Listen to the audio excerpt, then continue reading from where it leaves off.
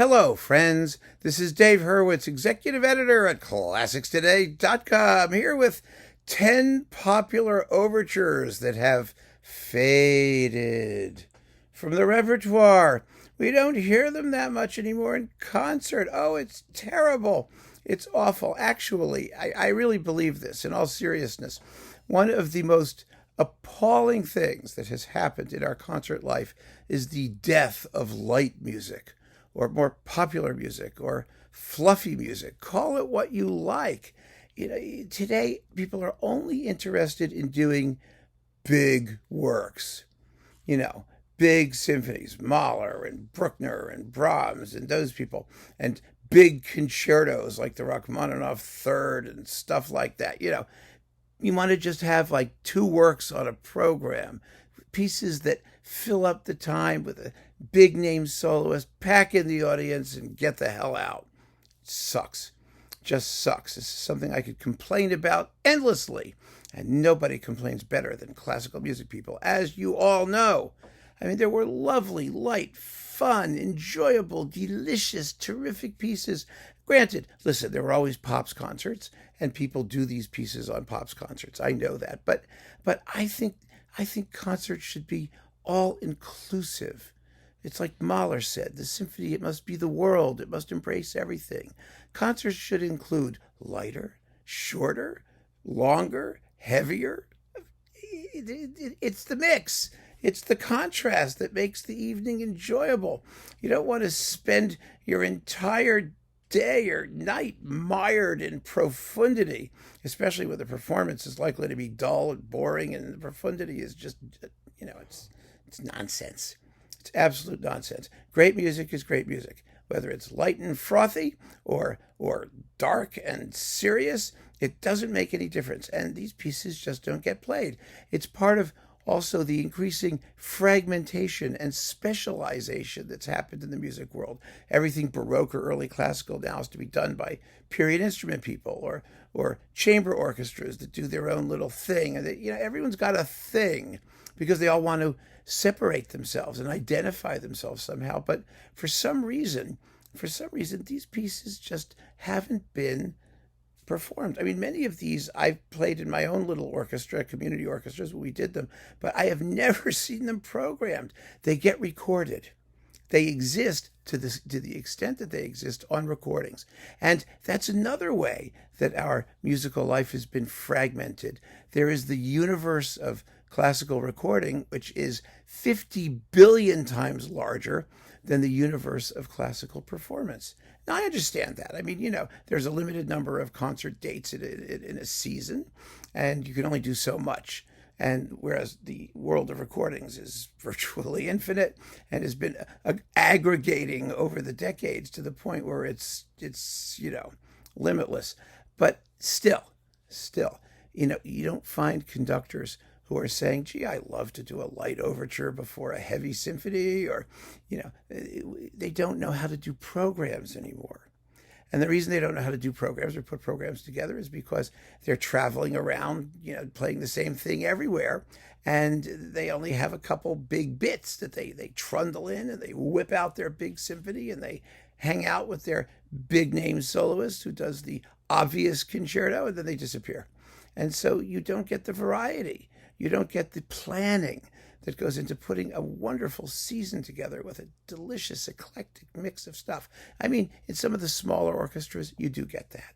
But the big guys, do you see Kirill Petrenko doing all of these overtures, for example? I don't think so. Maybe I'm wrong. I don't know. But in any case, here they are. 10 popular overtures that have faded from the repertoire. Number 1, Auber, Fra Diavolo. This used to be really everywhere, and everyone's recorded it. Auber wrote a bazillion operas, for which he wrote a bazillion and 3 overtures, and they're delightful, and they're fun, and they're tuneful, and most of these will be opera overtures and things, of course, because that's, because the operas used to be popular, and so the overtures could be popular too. For example, Ambroise Thomas, Mignon. When was the last time you heard that? It actually did get recorded. At least the opera did, a couple of times. There was one on Sony, if I'm not mistaken, and it's a delightful, wonderful little overture that, well, when was the last time you heard it played live? Huh? No, never. Verdi, La Forza del Destino. That's his most popular overture. I mean, to the extent that any of his overtures are popular, Verdi wrote some wonderful overtures. Louisa Miller is particularly good. It's a beautiful work and absolutely perfect sonata form. But La Forza del Destino, oh, it's wonderful. We performed that in concert a couple of times. And, audiences just adore it. It's big and powerful and passionate. I have seen it played. I actually have. Riccardo Muti pulls it out every so often and does it. And I saw him conduct it. But otherwise, not very frequently, and certainly not as often as it deserves to be done, because it's a terrific piece from a terrifically ridiculous opera. Anyway, after that, Hérold, Ferdinand Hérold, Zampa. Remember Zampa? Now, Zampa is a comic opera. It's an opera comique, an opera with dialogue in 3 acts. God knows what it's about. It's about Zampa. I mean, I never paid attention to the actual opera or to anything else by Ferdinand Hérold, for that matter. Nobody cares about him today. But Zampa, that used to show up on overture programs all the time, on programs that had an overture. People would tug it out and do it. And it's another one of those lovely operetta pieces. I mean, these are they're just tuneful and well-made for the most part. And they bring a smile to your face before the heavy lunch that's coming. So Zampa doesn't get done anymore, and Offenbach too. Orpheus in the Underworld, of all things. How can you not play Orpheus in the Underworld? Offenbach didn't write Orpheus in the Underworld, the overture.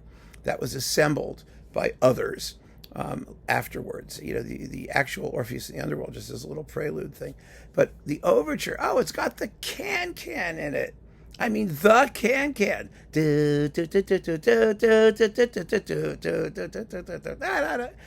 As the overture exists today. I mean, there's a couple versions of it, actually. There's several versions of that overture. But I never have seen someone do Orpheus in the Underworld. Never! And what could be more fun? I think the problem is? I think the problem is that when you get, oh, look, it's Mildred. Hello, Mildred. How you doing, honey? Hey, I know. I think that when you do a piece that's that much fun and that popular and that has such fantastic tunes, that the stuff that they're trying to feed us later, that heavy, sententious, ridiculous, God knows what stuff, it actually diminishes it. It really does. All I can tell you is, after I've heard the can-can, if I don't hear something that's just as catchy from the thing that's coming next, then the thing that's coming next isn't going to be as interesting to me. It's really not. So maybe that's the problem. The dirty secret they don't want us to find out. Wolf-Ferrari, Susana's secret, Il segreto di Susana. Well, sometimes it's called The Secret of Susana. I mean, literally. But, why do we translate these things so literally? The Secret of Susana. Her secret is that she smokes. It's a charming little comic operetta back in the days when women weren't supposed to smoke. Well, nowadays nobody's supposed to smoke. So maybe it could make a comeback because Susana smokes. And it's her boyfriend thinks that she's having a secret illicit tryst with her other lover. But the truth is, she's only out for a ciggy break. And the overture is only 2.5 minutes long. I mean, it's a tiny, adorable... Oh, there she is again. What do you want, honey? Come here. You know what she wants is... Let me see here if I can do this. She wants... Aha! She wants to play fetch. Do you want to go get it? Look, I got it. Go! Go! There we go. Yes, she'll be back momentarily with that in her mouth. Next, Rossini overtures. I mean, everyone loves Rossini overtures. The Barber of Seville, that gets played, I guess, once every 400 or 500 years. I just did a fabulous concert program with La Cazza Ladra, which basically hasn't been done since it was in A Clockwork Orange. And now, what about Semiramide? That's another overture I played. Oh, what a catchy tune. Or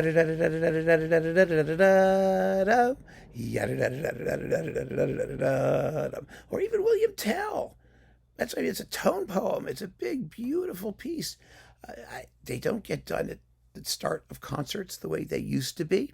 the Silken Ladder. I mean, everyone knows that they're great. We all own recordings of Rossini overtures. I don't see many conductors playing them, and it used to be that a Rossini overture was the hallmark of a great conductor. I mean, all the great, German conductors did Rossini. I mean, Sell did it, Reiner did an amazing Rossini album, because they are pieces that require incredible precision. Yes, incredible precision and accuracy and rhythm. And I mean, they're not easy to play. You can play them, schlumpily, of course. If you want to schlump along, that can be done. But to do them with real point and I mean, as fabulously detailed as you could make them. That's why micromanagers like Claudio Abbado did them so well, because they're just endless treasure troves of subtlety and orchestral finesse. They really are. There we go. So yeah, Rossini, I mean, should be done more. Reznicek, Donna Diana. That one used to be really, really popular too. Donna Diana is another comic opera. It's in 3 acts. It's about Donna Diana doing comic things. It's been recorded, the complete one. It's on CPO, I think. And finally, Reznicek is a fun composer. He was one of those fin de siècle decadent types who was really best writing comic stuff. And he wrote those big tone poems. But it's interesting to me, like Schlemiel and Der Sieger that were recorded on CPO, big Straussian, even more decadent and more world-weary, if that were possible. That stuff's getting recorded, maybe even played now and again. But the frothy little Donna Diana overture, not so much. And then there's Kabalevsky, Colas Breugnon. Remember that one?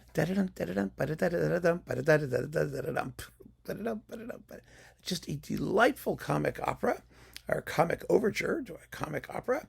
It's just bubbly and fun and full of little rhythmic hijinks. It was a showpiece for Fritz Reiner. I mean, he used to do it. I mean, these conductors used to have fun. They would have a repertoire of these fun pieces that they could open a concert with or play as an encore. I mean, what would be a better encore than the Colas Breugnon overture? It's only like 4 minutes long, and it's as zippy and effervescent as any piece of music you've ever heard in your life. Just amazing. And last but not least, some of my favorites, Suppé. I mean, you've mentioned these before, like Cavalry. Everyone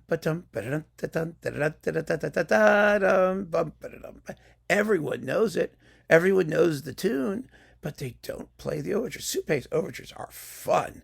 My goodness, I was listening to them on the train going back and forth to work this week, just to get back in touch. Like, I have a bunch of albums of them on my iPhone, and God, they're fun. Oh my goodness, Peak Dom, which is amazing. I think it's got a tam-tam in it somewhere all the time. But, behind the cymbals there, it's really quite something. And, I mean, the Peak Dom and Boccaccio and Poet and Peasant, da da da da da da da da da da da da da da da da. There's just the energy and the rhythmic zest and effervescence of these pieces. They're just phenomenal. I mean, what a great way to jazz up an audience before the main event. But like I said, I just think conductors these days, so many of them are just so uninterested in being lively. I mean, people think if they play this music that they're not going to be taken seriously, and that the big heavy piece of schlag that's coming later in the program isn't going to be treated with the appropriate atmosphere of profundity, because audiences will get the horrible idea that they should be entertained, that they should enjoy the music, that it should be fun and pleasurable. God forbid. It's not castor oil. It's not taking your medicine. Oh, there you go. But there are 10 overtures right there, this little list. There's zillions others that really should be programmed. They should be programmed regularly. They should be enjoyed and savored, because they are great music. They are as great as any great symphony. They are as profound as the Liebestod from Tristan and Isolde. I mean, they're just terrific pieces, and we don't have to apologize for them. We should just be listening. So keep on listening, friends. Thanks so much for joining me. Take care.